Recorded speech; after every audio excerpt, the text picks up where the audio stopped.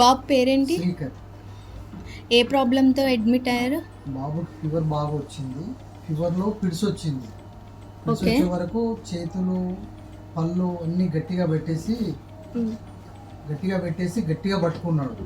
చేతుల పైన ఎత్తుకొని ఇక్కడ ఈ హాస్పిటల్ వచ్చి అడ్మిట్ అయినాం. అడ్మిట్ అయిన తర్వాత ప్లాస్మా చేయాలి అన్నారు. 5 సెక్షన్స్.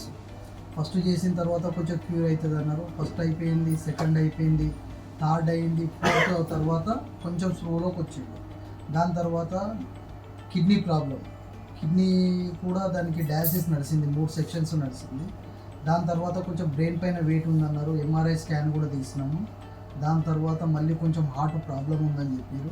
ఆ హార్ట్ది కూడా తీసినాం. తర్వాత ఇప్పుడు ఒక 20 డేస్ తర్వాత రికవర్ అయ్యింది బాబు. ఈరోజు మేము డిశ్చార్జ్ అవుతున్నాం. ఇక్కడ ట్రీట్మెంట్ అంతా ఎట్లా అనిపించింది? ట్రీట్మెంట్ బాగుంది. శాలిని మేడం డాక్టర్ గారిది చాలా ట్రీట్మెంట్ బాగుంది.